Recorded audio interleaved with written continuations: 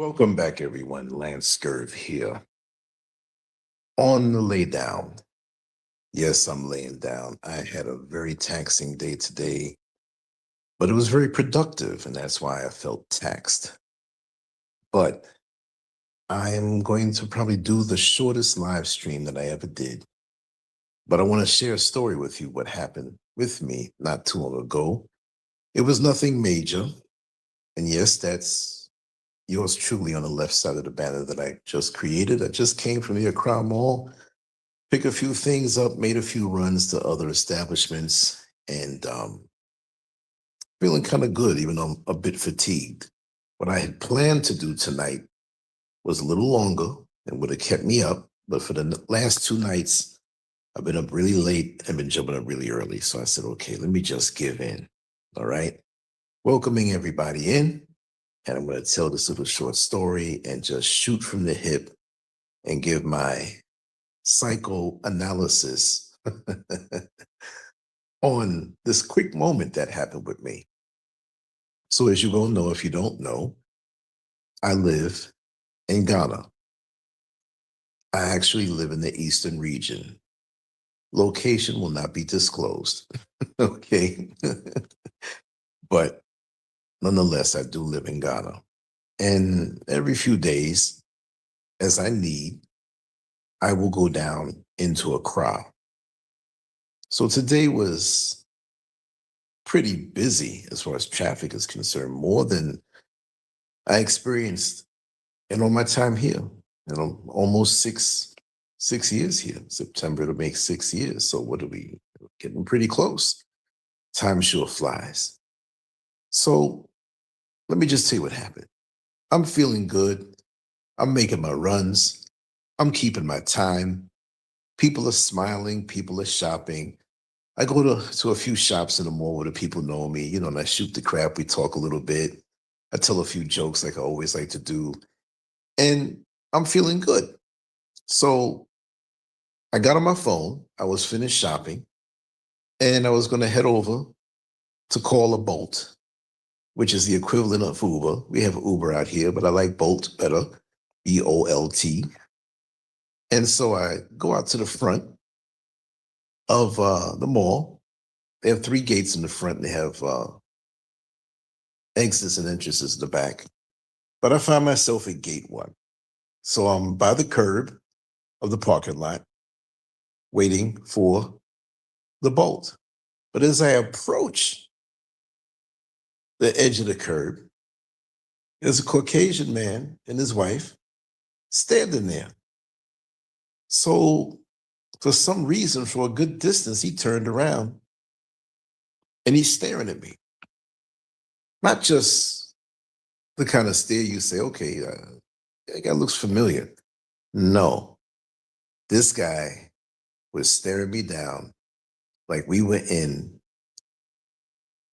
the middle of a ring, a boxing ring, heavyweight championship, and we're about to blast each other's guts out. You know what I mean? It was very intense, and it caught me off guard.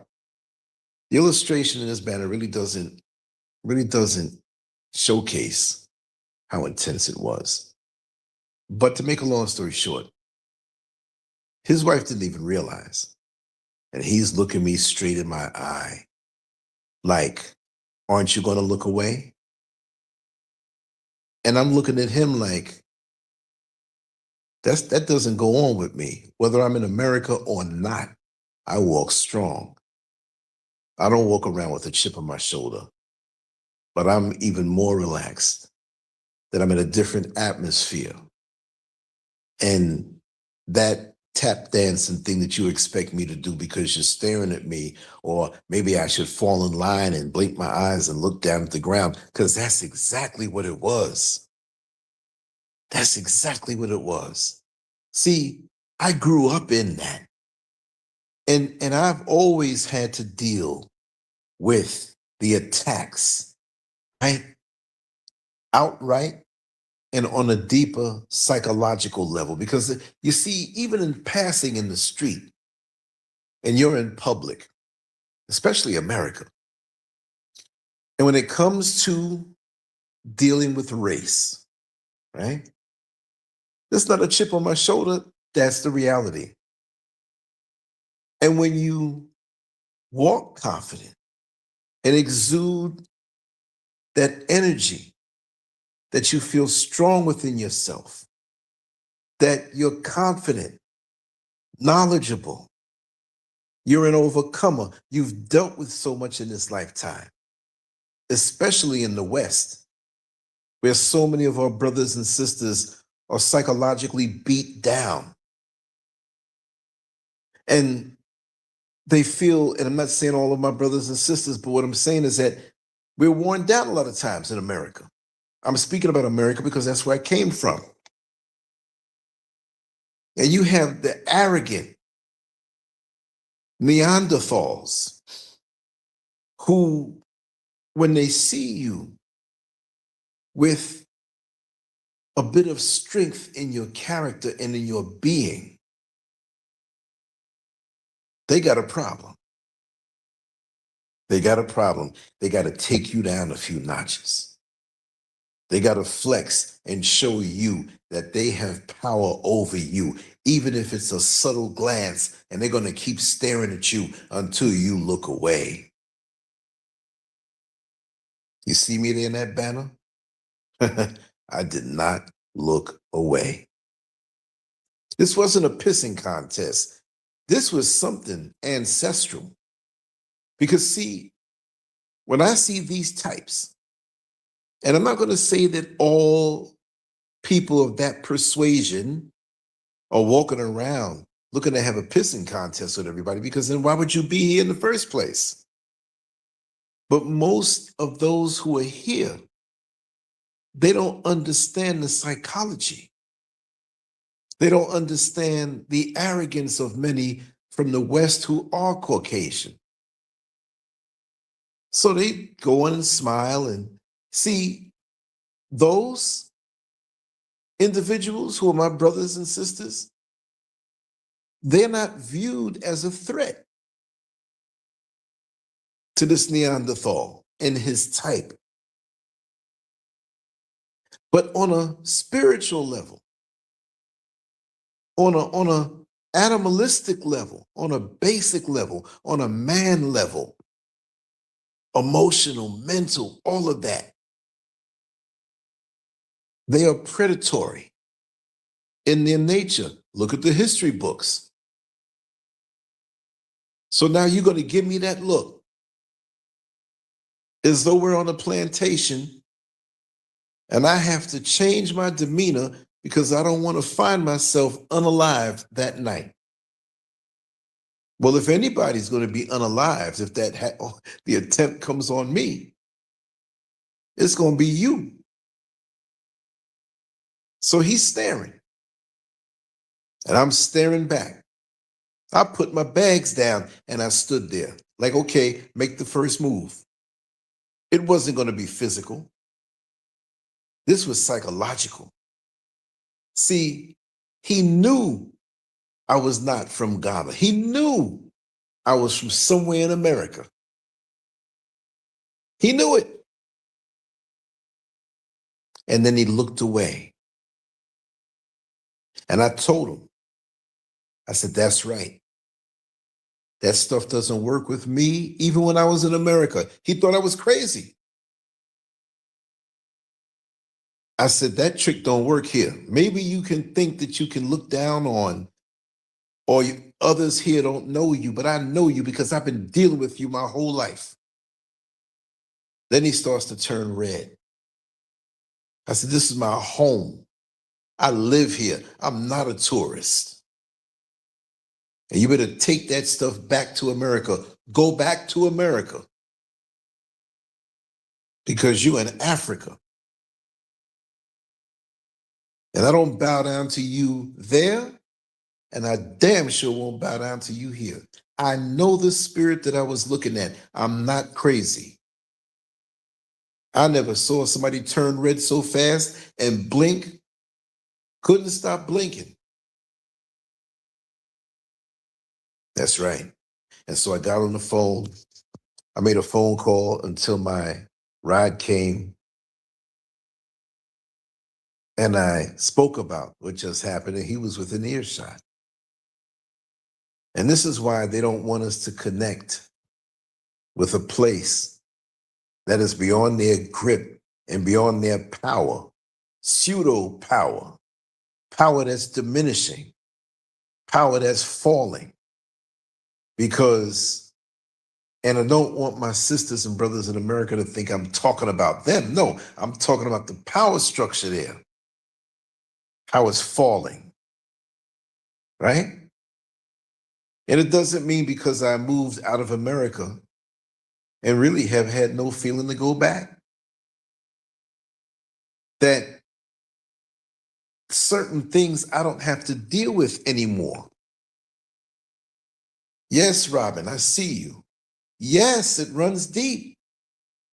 Chance Rogers. And yes, Robin, I am exhausted. I'm going to get with you. We definitely have to talk. But see, it's almost like you're a possession of theirs that got away. How dare you walk lighter? But I walk lighter in America. See, this is the thing. See, when you're in the jungle, let me explain it this way. When you're in the jungle and you have different animals in the jungle, and each animal knows its place on the food chain. And when that animal sees something lower on the food chain and he's hungry, oh well, he's going to enjoy himself like somebody in the hood about to go to KFC. But if he sees something higher on the food chain, then he knows he better run for cover or stay out of sight. And the Creator has made it where every animal has its own way of defending itself, even for the predatory animals above it on the food chain. Some have teeth, some have claws, some have wings. They don't have to fight, they'll fly away. Some will run away, some will hide. Skunks make it so stink that nothing wants to be around it. But if you're caught slipping, it will get you. The animal higher on the food chain will devour you. If there's any of you left, even ones lower on the food chain will feast on your remains. That's nature, and that's the order. But then we have the man-made system, which we know has not been in our favor. Yes, we have success stories here and there, but for the most part, they rule and they know. You have protected groups out here. They cry about what happened with them a couple of decades ago, but you can't say nothing about them, or they'll shut you down. You know who I'm talking about. But just like in the animal kingdom, human beings, even those who have Neanderthal blood, when they see something or someone who is walking a bit too tall, and I'm not tall, I'm 5'9.5". I was 5'10". Maybe I'm 5'9" now, a little older. But it's like, wait a second. Homeboy caught a flashback. Maybe he's somebody who is in the corporate world and a CEO, or somebody who has a modicum of power over somebody's life because of his positioning. And I was walking a little too free for his liking. So he had to throw those darts at me through his eyes like I was going to get scared. I'm not a violent person. I've had to defend myself several times in this life, and thank God I came out on top. The scars on my knuckles prove it. But this wasn't that kind of battle. He couldn't handle me that way. It was something else. See? And I know it so well. See, as a Black man growing up in America, and some people will say, well, I saw black paint and you don't look that black. That's what I identify with. I know there's some mixture in my bloodline, but I know what the dominant thing is. And so when you're too intelligent,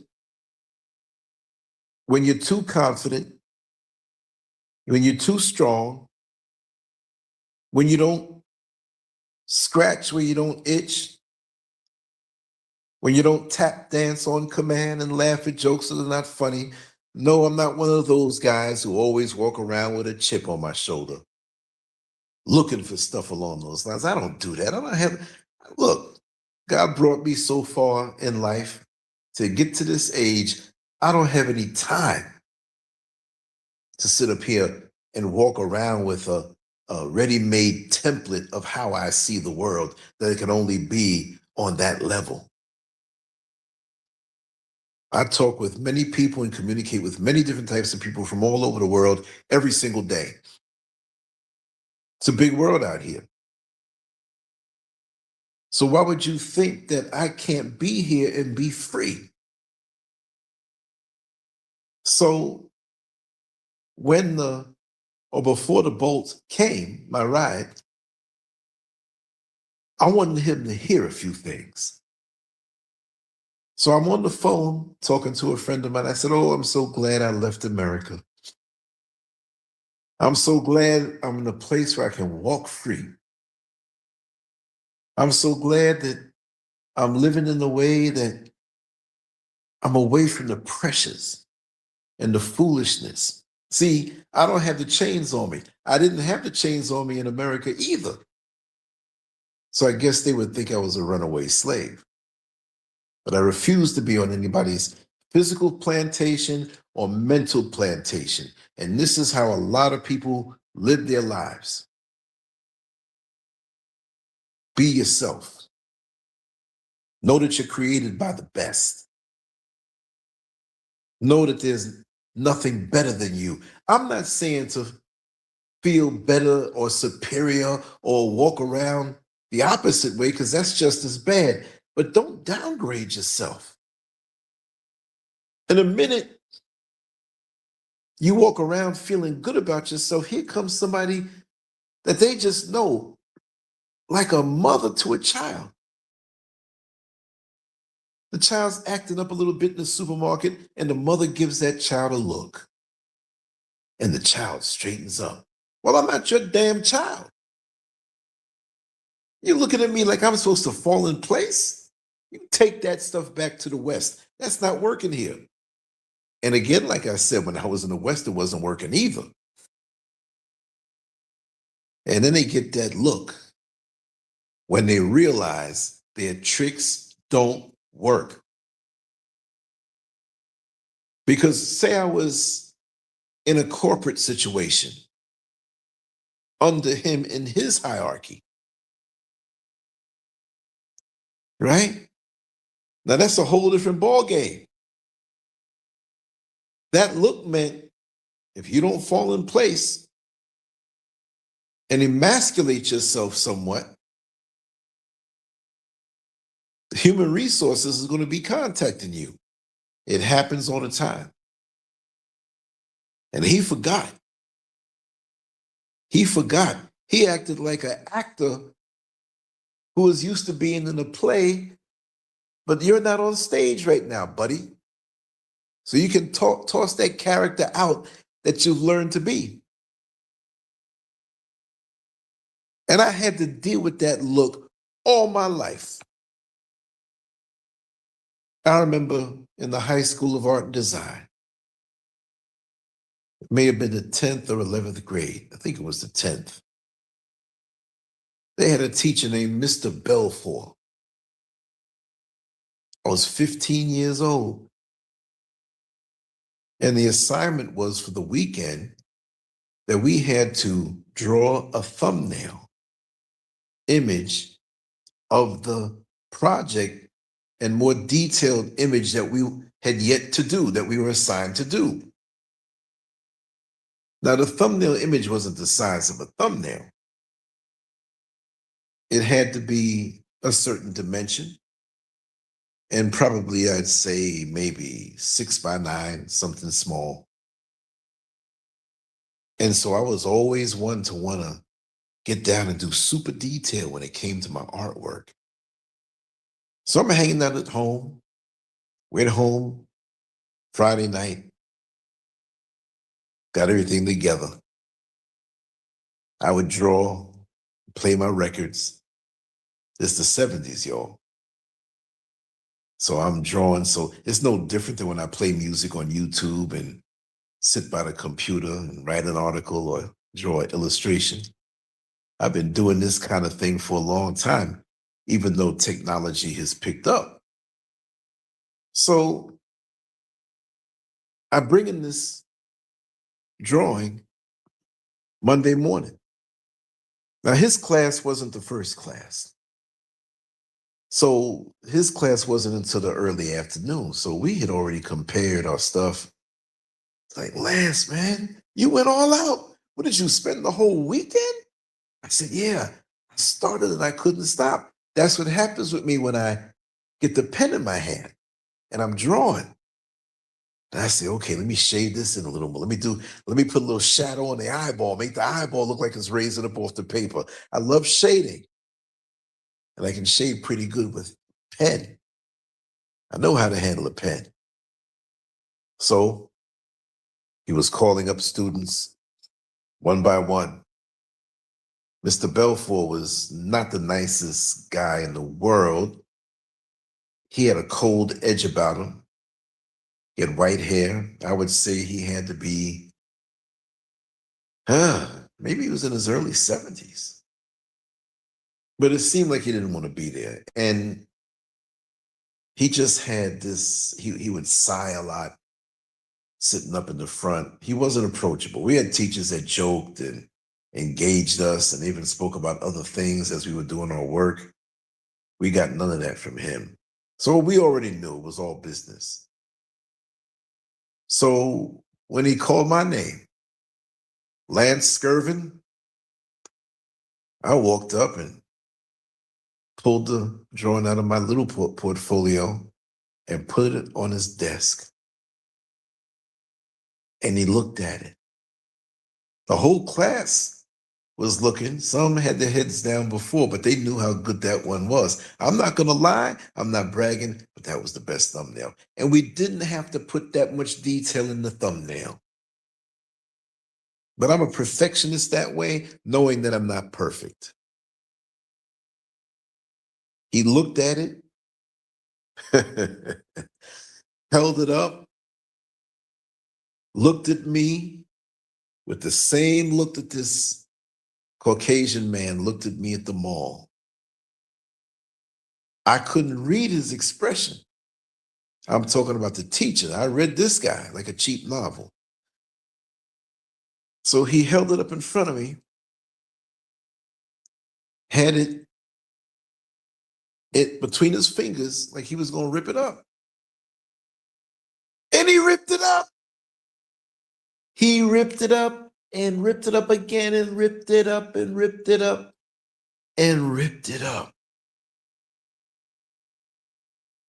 He said, this is not acceptable. I didn't tell you to go all out and put this much detail. I only wanted a simple rendition of what you plan to do. See, he had kind of an issue with me on a manhood level. I'm a boy, technically. But, I was starting to get a little bit of muscle there working out. And physically, he was frail, but he had that superiority attitude. But you get to a certain chronological age, you should understand what's happening. You should have evolved in life. Am I walking around? I haven't been in the gym regularly since 1985 in my last competition.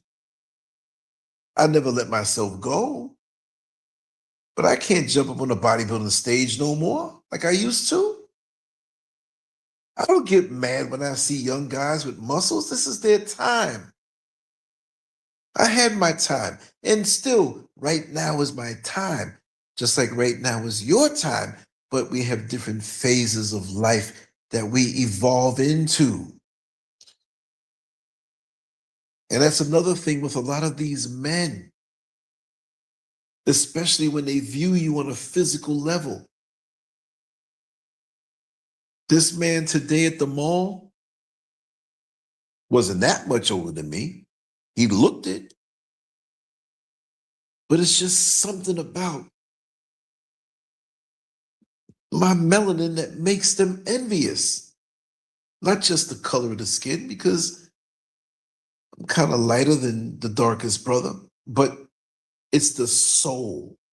It's your spirit. It's that thing that keeps us going when opposition comes at us in life, when we have to go through the trials and tribulations, when we have to overcome a situation when others will say, oh my God, I don't know how they're going to make it. They don't see you for a little while. And then you're walking tall. Now it's like, listen, how in the heck did you get over that situation? Even sometimes when we can't see a way out, it comes.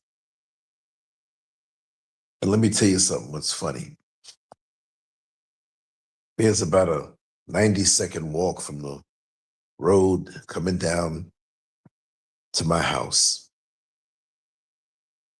And I was on the van. This is different, but this is about having not even a belief, but you know. But to tell you something, I live up in the mountains. It's not a short walk to get up here from down in the city. And when we get to a certain point and we turn on a certain road, we are so high up that when the trees and things open up on this particular part of the road, you can see for miles and miles. And so since I got in long after dark, not too long ago actually, I could see lights for miles. It's beautiful actually, in a frightening way, because there's a road that you have to turn on that if you don't turn, you're going to fly off of that road and go down, down, down. Every driver knows it, but there's stories about that.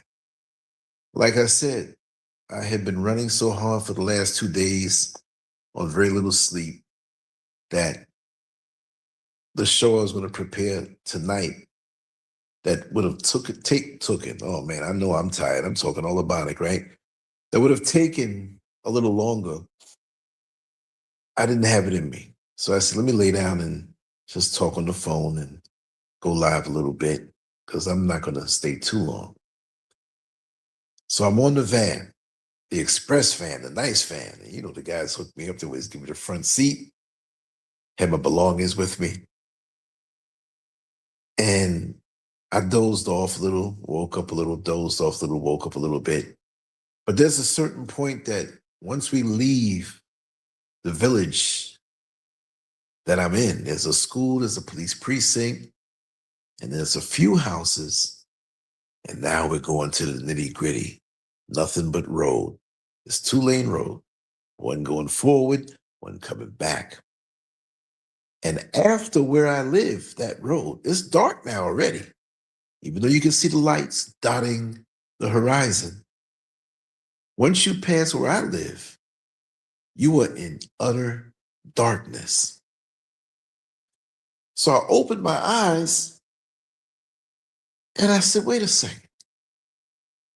This is not part of the route that I'm used to before I get off. I said, oh no. I told the driver, you passed my stop. He didn't know. Most drivers know, but he was one who didn't know where I got off. A lot of the drivers might wake me up or remind me. And so I said, are you coming back? Now, for him to come back, where he was going was the same distance as it was from Accra in a city called Curfudia. That's another stretch. He said, no, we're not coming back. He had stopped the van. I said, oh my God, this is a long walk.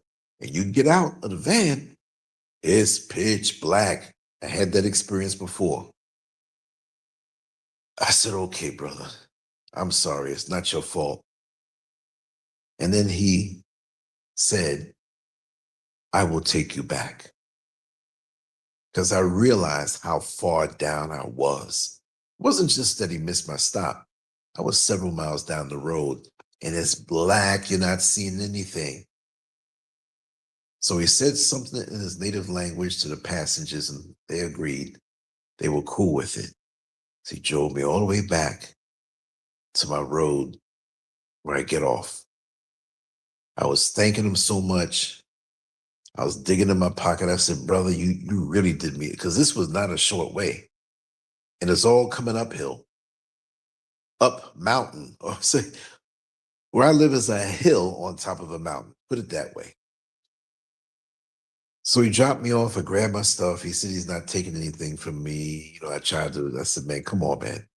He said, no, brother, this is what I'm doing from the heart. Everybody's like, good night and get a good night's sleep. So I grabbed my bags and I walked down to the house, pushed the key in the gate, walked down to my front door, feel around for my phone. No phone. Checked all my pockets, checked my bag. I'm sitting here knowing that I didn't put the phone in the bag, but I had to look anyway. I'm holding off panic. I'm trying to hold off the feeling of seeing how my world would change without this phone. And I'm not phone dependent like that. But a lot of things I do on the phone that are crucial to what I do. And I got another story behind that to show you why I was scared. So I figured the phone fell on the van. This guy doesn't know where I live. I don't know how to get in contact with him. Probably, but if I go back down into Accra again by that bus depot, the van depot, maybe. But it's a done deal. Something told me, just go on out there, right where you got off. Because I ain't gonna lie, I took a leak when I got off and they drove off. There was nothing on the ground. Had to go bad, too much information. But there was nothing out there. Even though that part was not as dark, there's a light that shines out. I said, let me go back out there anyway. I said, that phone's gonna be there. I prayed, y'all. I walked out there. I had a little camera light that I put on top of my camera to wash my face more with light, just in case it's overcast or, photographer tricks. So I get there, I start looking around. I don't see it. And it's right there on the ground. No cars drove over it. It could have right there. It wasn't on the main road, but it was back some a little bit. And I was astounded. My phone was there. I didn't see anything there before. That's a miracle. That is a miracle. And a few days ago, to compound this situation, my card was hijacked and there was an attempt for several charges to come off of my card. So I had to shut the card down and order a new one. So I couldn't use the card. But luckily they have a thing here called mobile money. They call it Momo. So I loaded up my Momo account with money so I could use it through the phone. But without the phone, I wouldn't be able to use the money out of my bank account. That would have been a disaster because that card's not going to get here until this week coming in. So those are the real life things we have to deal with. But me walking after all I've been through, for me to walk around like some weak milk toast, watered down, beat down entity, I've overcome too many things. And we all should feel this way. This is not me being high on myself. Return to the queendom. How are you? How are you, sister? We have to pump ourselves up. And it shouldn't be where we have to pump ourselves up, but you need to remind yourself. And I don't know the intimate details of everybody's life here. I know some things, but you got to tell yourself, you got to look yourself in the mirror and say, you know what? I'm a champion. I'm a winner. I was made by the best. I'm built for this. Yeah. You can't let this world beat you down. Just like this white man was trying to stare me down at the mall because he knew I was not from or born in Ghana, so I'm one of his slaves. Let's see if he's going to tap dance and look away and shuffle. And that's why he got the talk that he got from me. I'm not walking around as no angry black man. I'm righteously angry at the state of the world and the things that go on.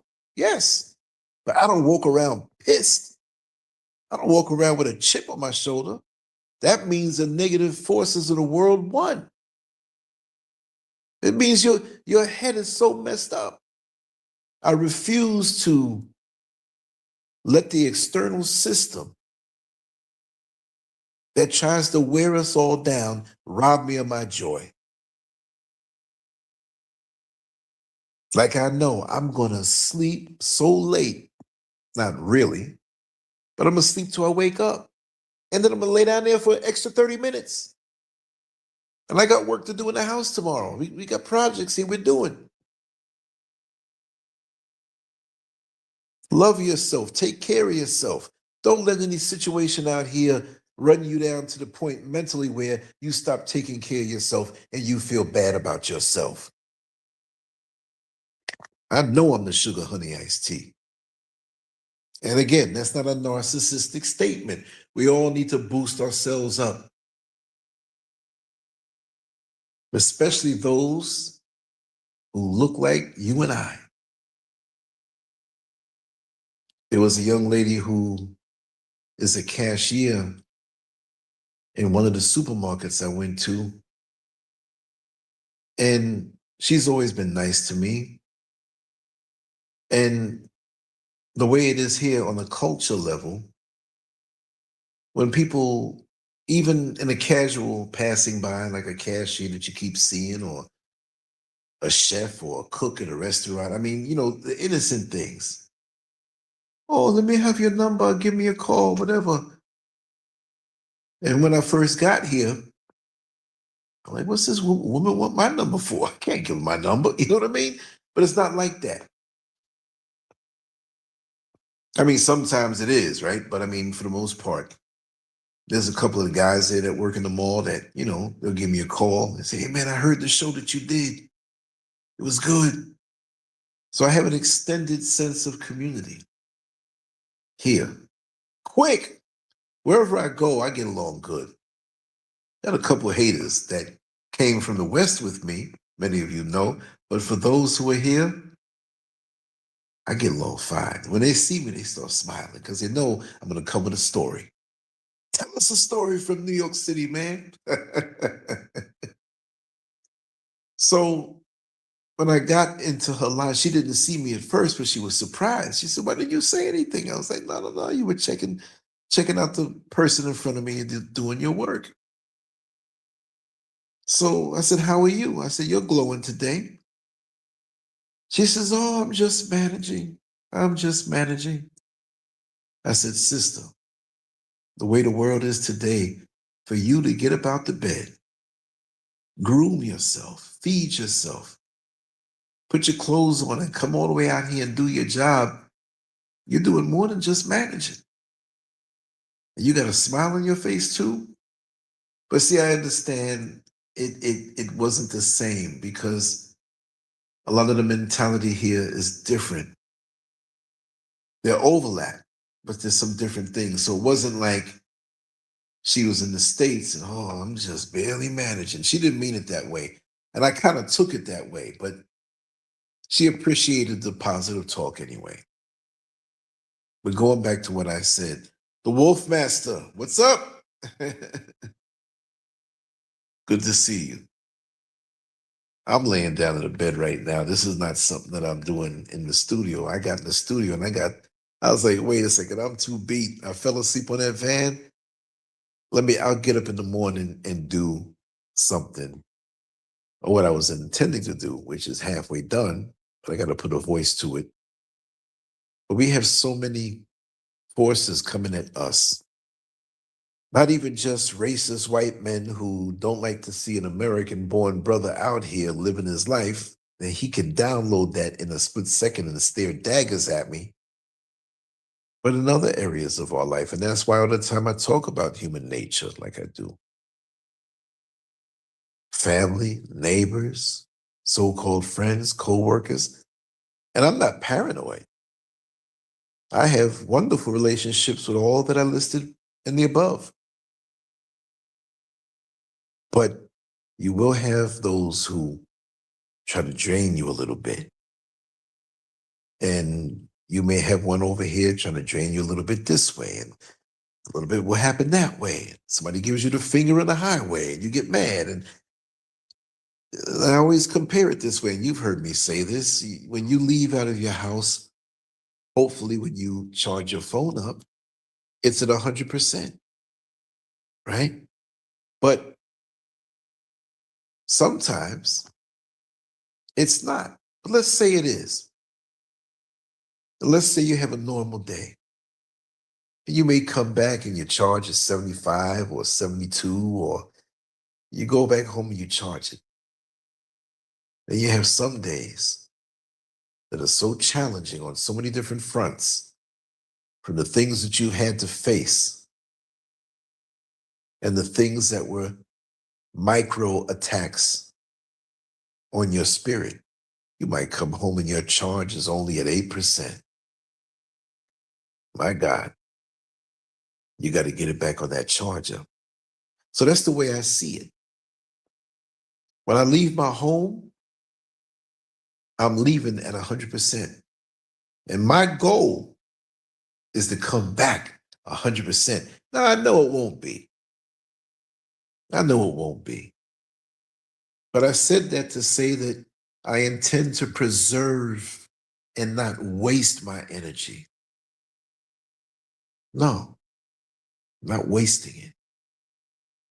I'm going to budget the energy and put it to good use and live very efficiently. And I will not, and I refuse to let any energy vampires try to pull me into something to engage me, to make me lose my force, my drive on something foolish, because you don't know what's coming around the corner. You see? Yeah. Yeah, well, yeah, the Wolf Master, I had my eyes closed talking, but yeah. It was almost like, see, he wasn't a redneck out of the country. This was a man who I can tell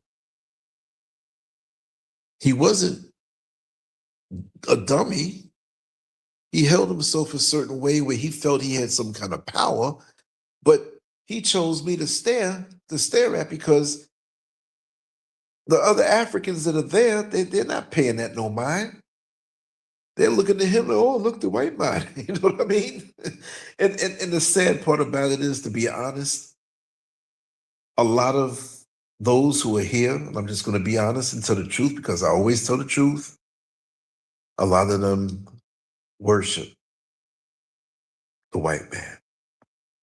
I'm not going to say they jump down on their knees and, act like they're praying, and some do. I'm not going to say I saw somebody jump down on their knees, but the mentality. There are certain things that I have videotaped talking to people in the street, and I'm going to get back to doing that soon also. I used to love doing that. I'm going to start doing that again. But I remember, and this one story represents the many stories, there was a young lady who was in an area called Adenta.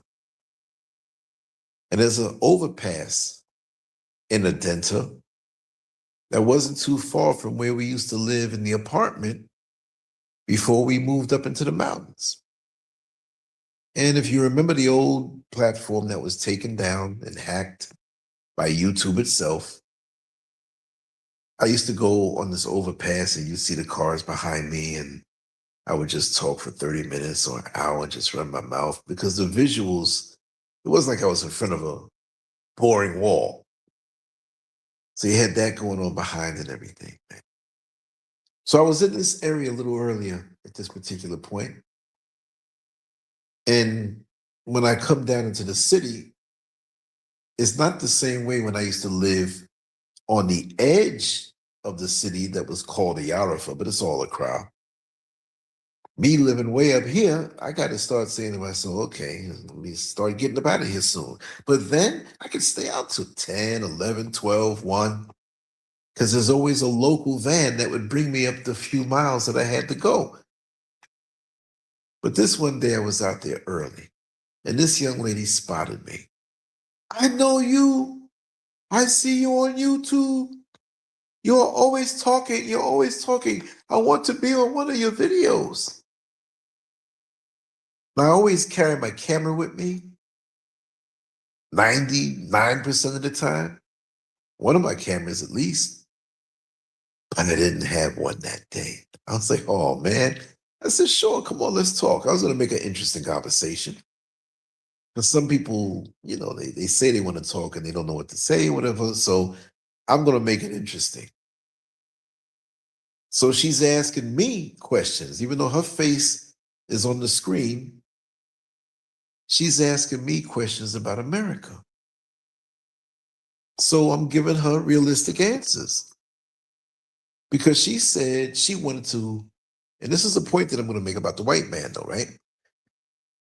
She says she cannot stand Ghana. She wants to get out of Ghana. Ghana's no good. She'll never make something out of her life if she stays in Ghana. I said, wait a second, who told you that? She said, there is nothing here. Why did you come here? There's nothing here. I said, well, sister, my situation is a little different. I kind of think I'm a whole lot older than you, and I'm retired. Yeah, but still, there's nothing here. I said, okay. Why do you think America's so great? Well, I go on TikTok and I go on Instagram and I see everybody's driving these nice cars, and I see all the celebrities there, and I see the big houses, and I see, okay. But do you understand the system there? And this was somewhat of the same conversation I had when I was in the cab coming up to where the vans are. People don't really understand that Ghana is not a credit system. You have a car, you pay cash for that car, all right? But the thing she said that brought it back to the white man point, oh, if I can only get to America, I got to find me a white man to marry. He can take me to America, and my life would be so much better. Whoa! Say what? You find a white man to take you back to America and your life will be so much better. Look how they portray many of them on TV. See? And they're the hero at the end of the movie. They're the ones who have everything. They're the ones who are living this pristine life. So you think that all you have to do is give yourself to a white man and everything is going to be all right. But she didn't understand that you see the creme de la creme. You have some folks driving big SUVs. They put a down payment, had fairly good credit, and they're off. Over here, they see that and they think it's the same style system, and it's not. You ain't doing that out here. They're trying to implement and bring it closer to that in certain situations, but it'll be years before the common man and woman, and I don't mean common like they're less, but the regular working class people. And to go off on that, since I'm here in the bed, I'm gonna doze off soon, but I'll keep talking.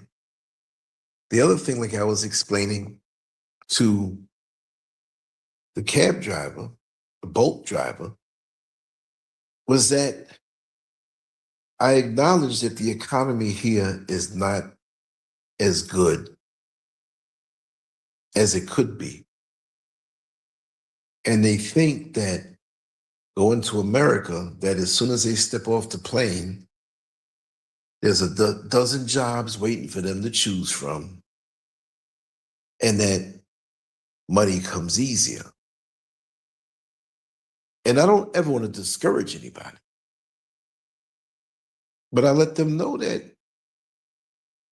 the economy here is not so hot, but you can make money in America, but you're going to have to work a whole lot. And everything costs so much more. Yeah, but they can't comprehend it, a lot of the folks here, because they see the material items there. I'm going to tell you something. When we moved into the second apartment, because like we first got here, we moved into this apartment that was a dump. Ain't no lie.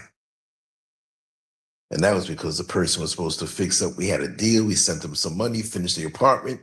Let's just move on from that. I don't want to remember that part. But the next year we moved into a different apartment. And I couldn't believe when I sat down with the landlord and we discussed price. And here, it's law that you have to pay 6 months worth of rent. But most people, they don't adhere to that law. They make you pay a year, which is technically illegal, but nobody's enforcing it. So you say, wait a second. When you're thinking like America, you're like, oh God, pay a year out of nowhere? And people know how much they pay, whether it's mortgage or rent. I say, oh my God. I said, how much is that going to be? After we toured the apartment. You know what he told me? He said $2,600. He quoted it to me in dollars.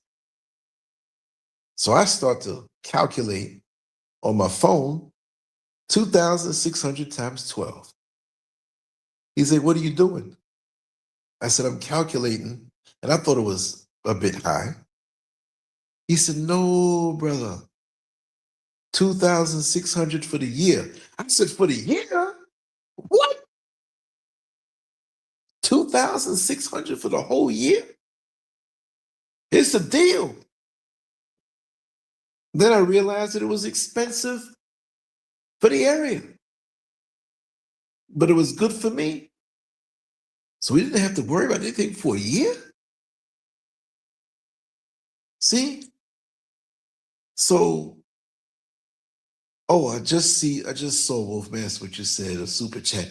I don't know what's going on with my channel. I don't know. I don't know. But I mean, I'm just glad to see you, brother. But there's different ways. There's other ways down in the description area, I believe. Yeah. I gotta put more ways down there. I think I took them out, but we'll hit that next time, brother. I appreciate the gesture. You know that. But I was blown away. And see, many who are here, and then I know this is a whole different conversation now, but like I said, I'm kind of battling before I wind down. But the funny thing is, they got a thing called super thanks too, that like just for the like in the comment section, I think that is though. It's not for a live show.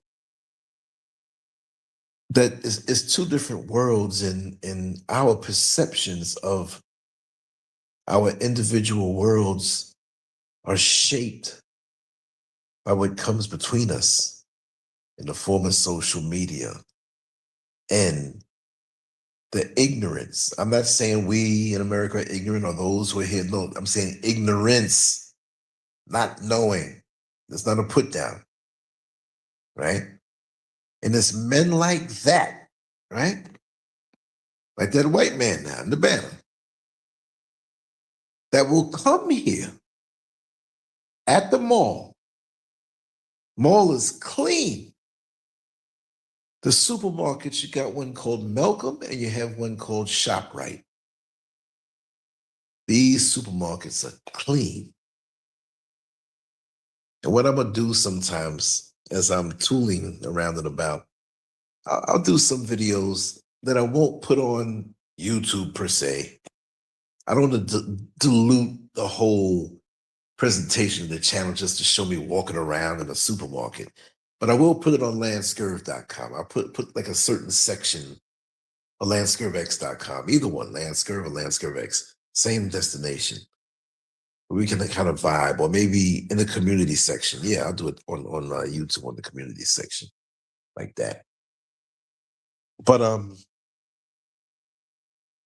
that's the kind of white man who will come here, enjoy the amenities here, and go back and not want you or I to know what it's like here.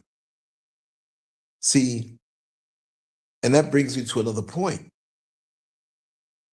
I will say there's a certain faction of individuals in power that do not want, I'm going to explain all of this and I'm going to hit the sack for good.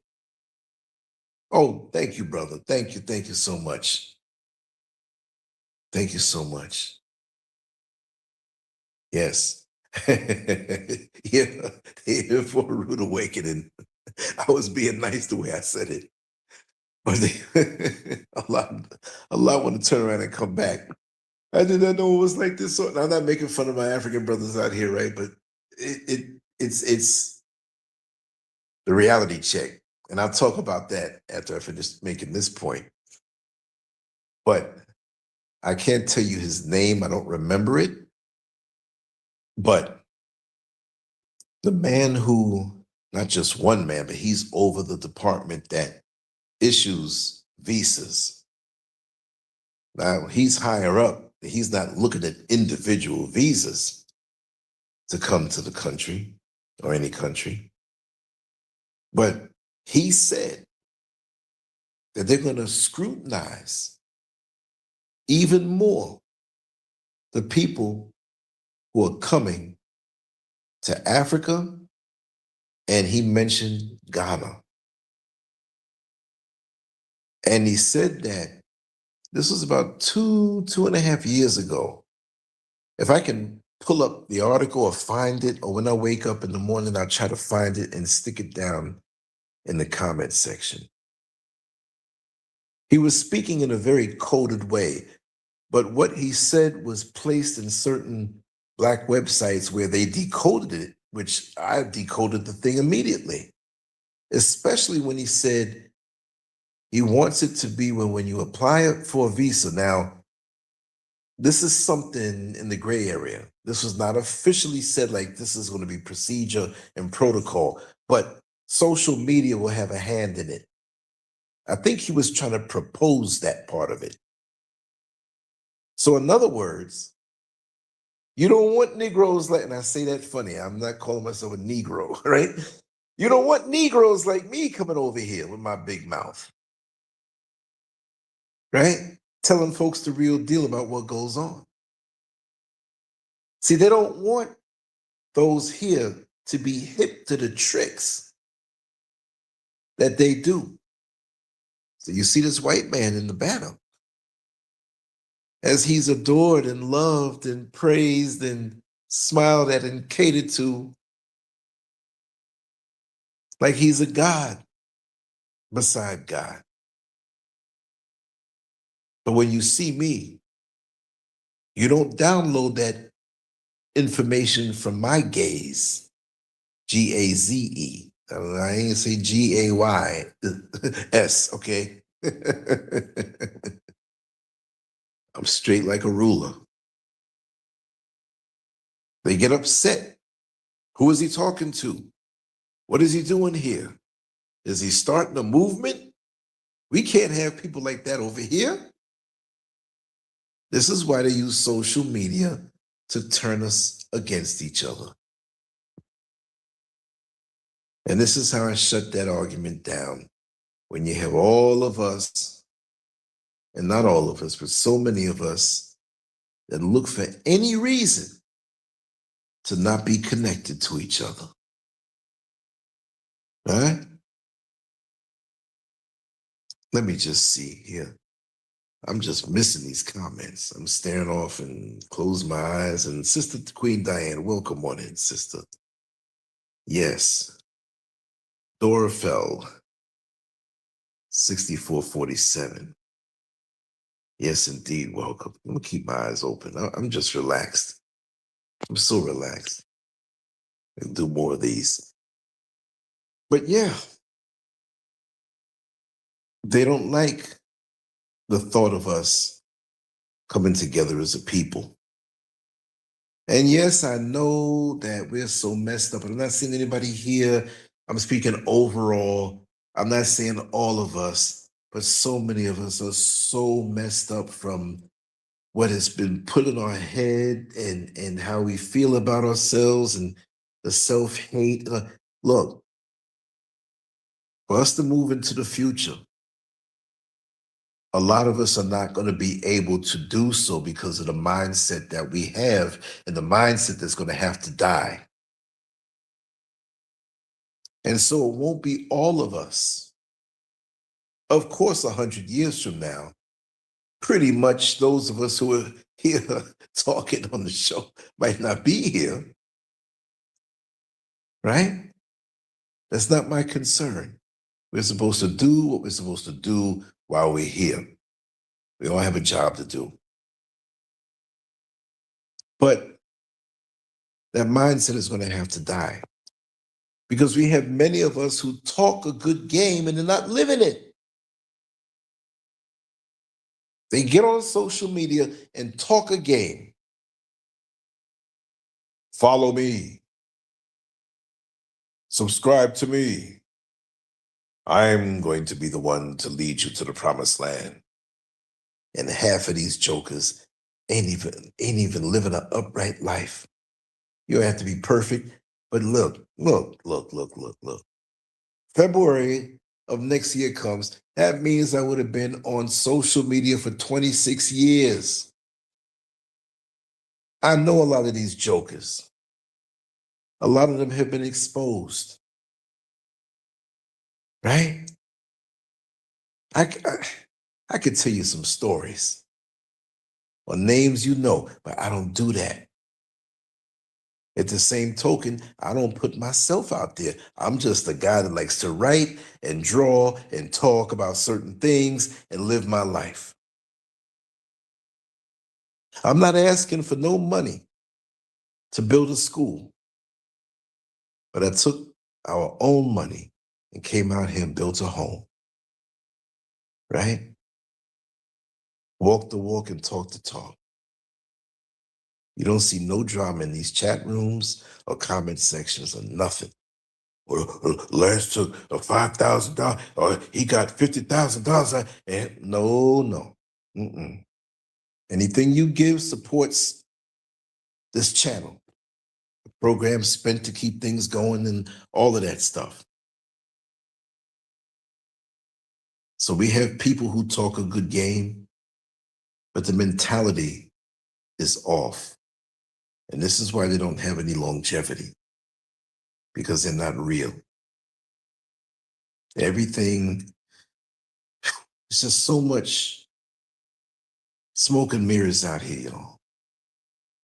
When you look in the mirror, you ascertain to yourself that you're going to do what you need to do.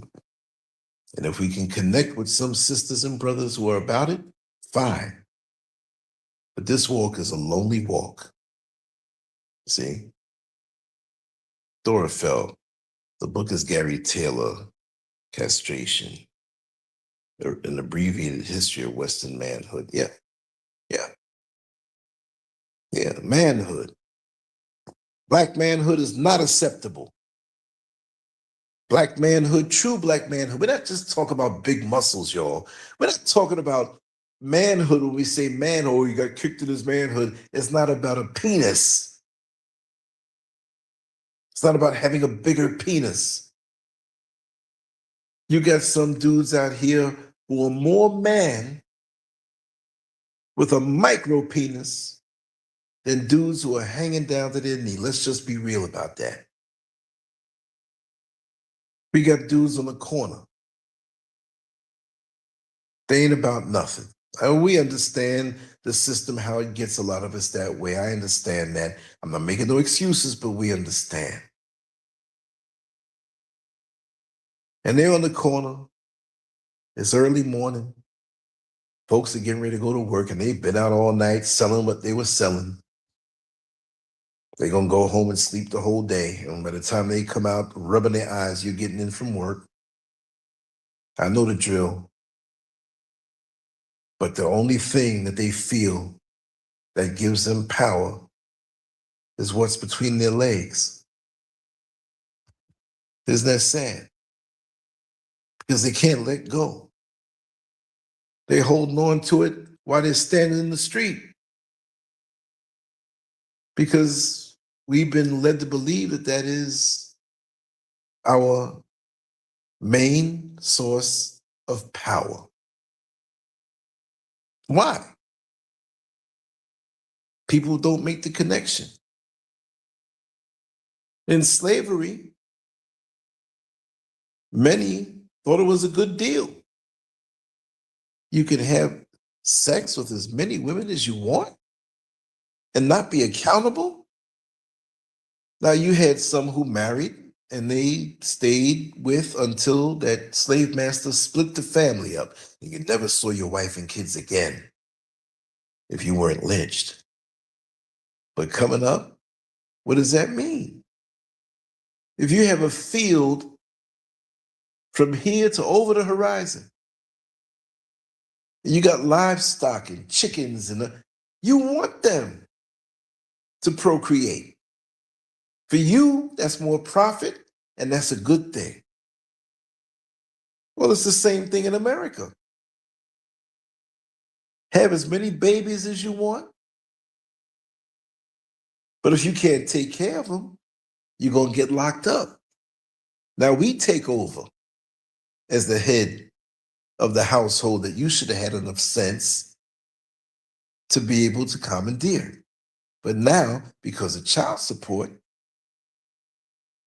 and we really not giving you any education and opportunity, you're locked up, printing license plates, cleaning up on the side of the highway and all other things, being used as a human guinea pig with the drugs they give you there and the food they give you there. Those little small things of juices that they give you. Ain't no juice in there. Ain't no 1% of juice in those things. All kind of chemicals to make you impotent, even though they don't mind when another black baby is born, because that's profit for them. Keep the system going. get you caught up in the system. Like I was telling the cab driver earlier today. I said, it's a vicious cycle. Because he was asking me about drugs. I said, yeah. It's always been. And if they can have it their way, it will always be. Because it's not like you just go off somewhere and get high. If you have a job and you're getting high, there are a lot of functional addicts out here. But after a while, that wears down. Most functional addicts can last for years, but there comes a point you might get laid off from the job. You might screw up something and not have a job. And you don't have the job, but you still got the habit. What you gonna do? If you're a man, you might get into some kind of hustles that get you locked up. If you're a woman, you still might get involved in some kind of hustle. But lots of times, prostitution is there. And it can get so bad where you're out there selling yourself and you realize somebody will pay you a little money, no protection, and you find yourself with HIV. Now you're mad at the world. You're still on drugs. So now you don't care. Everybody's coming to you because you don't require protection, but they're too dumb to realize that. And they deal with you before they go home to their wife. See, all these things that'll split us up, break us up, unless we can profit the system. Like I was telling him in the cab about chop shops. We were jumping around on different subjects. And as I think about that now, it reminds me of the Black family in America. Because with the chop shops, they'll pay their car thieves a little something, go out there and steal a vehicle, drive it back to the chop shop. The chop shop, they're there. Once that gate's closed and you can't see that vehicle, about an hour after that, it's all chopped up in pieces because a car is more valuable when it's parted out. The engine, the transmission, the this, the that, all these different parts separately sold, if you add it up, it might be several times the value of the vehicle. So this guy in the cab, he said, yeah, that makes sense. I said, lots of times it's parted out. Now we know we have the VIN number on certain parts and they deal with that. But I've known guys back in the 90s when I was in the street driving the van, the commuter van. That was the wild, wild west. I haven't even begun to talk about those stories. But I knew, and not to demonize my Nigerian brothers, but this is what it was. They were driving taxis in brand new Lexuses. Hey, brother, I'm just knowing you, but you got this luxury vehicle. You had another one last year. You driving around these vehicles and you change them up. What's up? Nobody ever told me anything. But one of them, they'll part it out and they'll ship the parts to Nigeria. And when they're done fleecing the system, this is not all Nigerians, brother. Don't think this just happened to be what it is. When they're done getting their money, everything up, slicking out the banks, making dummy accounts and taking loans against them, and you keep building up, and you take loans from every account and you bounce. Now you got several luxury cars that they put back together that they sent out as parts. Ain't nobody gonna pull you over out here. Talk about let's check out the vehicle, let's check out the VIN number. It's stolen. No.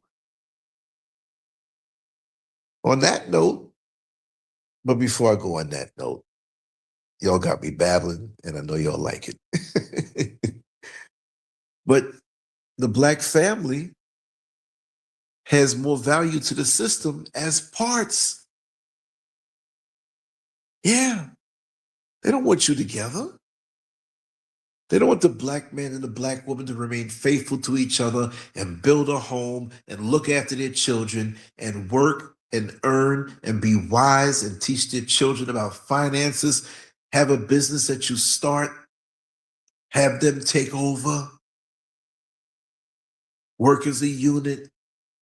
No, they don't want that at all. They want you divorcing. Hell, they didn't even want you to get married in the first place. Baby daddy. Baby daddy. What happened to father? What even happened to just daddy? Baby daddy. One of the saddest things I witnessed when I was a corrections officer in Orlando, Florida, was a day room, which is the open area behind the fiberglass. It wasn't bars, it was fiberglass. Heavy steel doors that opened and closed, and you have maybe like 4 cells that, in this particular area, they were like 4, was it 4? Yeah, 4 cells that had 8 inmates in it. I hate to use the word inmate, but that's what it was. So it was 32 people, 4 cells, 8 in the cell. And the cells open up all day unless you go out to the yard or have to see a lawyer or go to see a nurse. You're in the day room. You're exercising, you're eating. There's phone calls you can make, shower, you lay down in your room or you play cards or just shoot the crap. I used to be in there talking with them all day, all my whole shift sometimes. Those are some conversations. So I'm standing in my area. I just happened to be outside of that unit. I had to go into the control room to get a pair of keys for something. And so I was on my way out of the control room and back into that unit. But there was an officer from another area transporting several inmates that, of course, they were cuffed and had the ankle bracelets, not ankle bracelets, ankle chains, and they cuffed, and it's the belly thing going on, whatever. Because one officer with several inmates, they could have caught him down the hall and did some work. So it was a bunch of them walking by this day room. And one of the guys runs up to the fiberglass. He couldn't possibly break it, but he was banging it so hard. I'm like, yo, what's wrong with you, man? I mean, our way of communicating had to sometimes get real basic.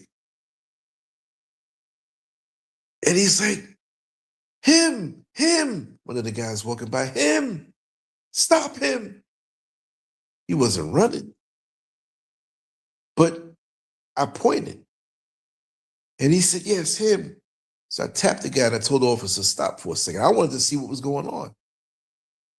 So he turned around. The young man who was being transported through the hall past the day room turned around, and what did he say? Pops! That was his father. That was his father, man. So me and the transporting officer looked at each other. I said, go ahead, you can talk for a few minutes, man. He agreed. And so he's like, what you in here for? Same thing you in here for, daddy. You know, we did a little armed robbery. And you would think that the father would look down on that and even be embarrassed that he was in there for the same thing. You know what he did? You know what the father did when he found out that his son, who had to be about maybe 22 years old, the father looked to be about 50, and he was locked up for armed robbery. Now the son is coming behind him. You know what the father said? He broke out in the widest smile. That's my boy. Followed in his daddy's footsteps, and the son smiled. Yeah, love you, dad. Love you, daddy. You know, I had to hold it down. And they knew each other's names and stuff, and you can write letters back and forth.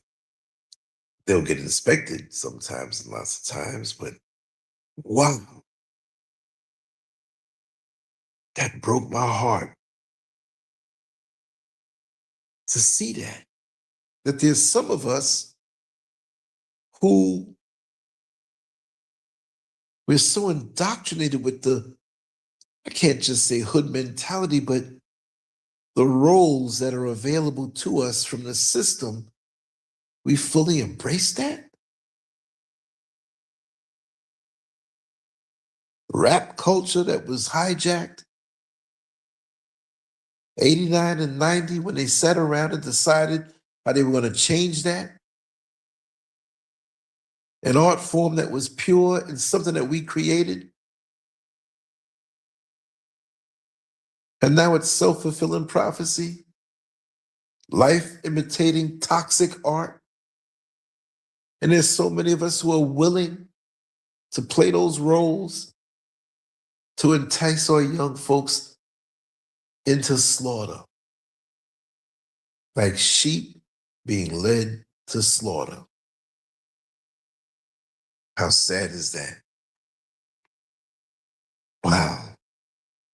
I started out talking about the white man at the mall. I went all over the place. There's so many things that are out here to take us out and take us down. And again, there are not many of us proportionately who can pass down information effectively to have our children live in a certain way.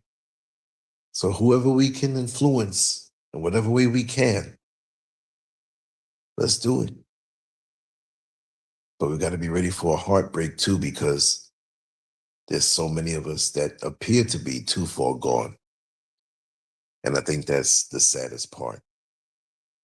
But that doesn't mean we have to abandon our mission. In whichever way, whatever area of influence you have, utilize it. Doesn't have to be big crowds. It could be one person or one child or one neighbor. Just make them think. Don't preach to them. Sometimes they'll run away. They'll get scared. Just drop a little knowledge on them. Give them a little brain teaser. Show them the relation between things that are happening in the world that they never thought about. When they see you again, they'll be looking for another nugget of truth. And you lead them out of slaughter. You'd be surprised. You'd be surprised. There are a lot of young men that after, working there for a while, they came out and changed their trajectory. Not just because of me, but because of other people that affected their mind.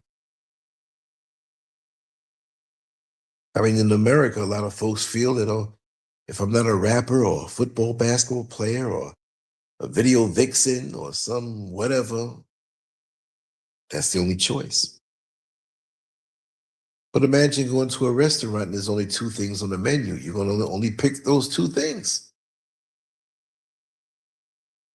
There could be more on the menu that they're not showing you. And in life, that's what it is. It's a script given to us, a straight script.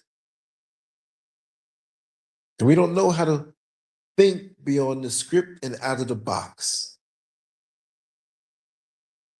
And many of us who came before us hand us the script. Not knocking them if it was like that in your situation. We remain obedient to the script and go through life and don't even leave a mark. And again, it doesn't have to be where the world acknowledges you, but in your own way, because growing up, there are so many people who have fed into me I've said this time and time again, faces I can close my eyes and see their faces. I'll just say it this way, and some of them were old back then, before I even hit the age of 10. I'll say it the churchified way. I know they went on to glory, but they left something with me, my parents and their friends and family and people who just got a kick out of having a whole village mentality, you know? But we're so separate now, every man for himself. I got yours. I got mine, and you got to get yours. And the world is so complicated now. We need each other. And that's why I love you all so much. Because I remember a time when things were a lot different. We had issues, but it wasn't as bad as it is now. At least we knew we had issues, things to fight. But now folks don't even realize it. They don't realize it at all. Now, how are you going to deal with a challenge? I don't want to say problem, that's too heavy a word. But how can you deal with a challenge if you don't know that it's there, that there's stuff to be done? I'm too old school. I'm like those folks that fed into me. I'm a younger version, even though I'm 63 years old. I don't care about the daggone number. I got some strong, youthful energy in me, and I got momentum, and I'm not gonna stop. I'm gonna be one of them guys to create a great grand speed of time. I'll be 93 years old like this. I'll be one of them dudes in the middle of Jet magazine, 103 years old. This guy was podcasting from way back then. Yes, and living it. I'm like this all the time, not just when I go on YouTube. If I can't talk like this all the time, I shut up to myself when I'm home in the studio. And Mrs. Scurv has to catch it. Kind of conversations we have. I don't push stuff on anybody, but that's my mission. The world has changed so much for us, not for the better, even when it seems as though some of us are making progress. We've gotten away from each other. It's lonely these days. We don't even have each other. We can't even smile at each other when we pass each other in the street or say good morning. We're looking at each other up and down. Look at the shoes she got on. Who she thinks she is. She trying to act like she rich.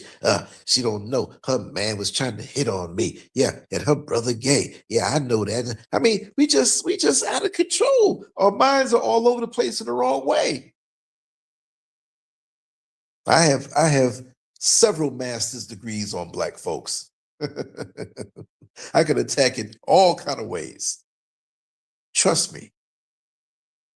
I know us in and out. You ain't fooling me. So when I see something, I know what I'm looking at. I need to hurry up and get a rocking chair and put it on my front porch. At the old grandfathers and grandmothers that watched the neighbors go by, but they knew exactly what was going on. I ain't have to see it because I know what I'm looking at.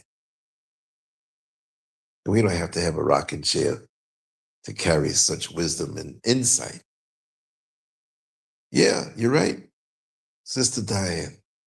It's the system that's there to take us down. And it's running on automatic. And a lot of us are helping to keep it running on automatic. And a lot of us don't even know it. A lot of us don't even know it.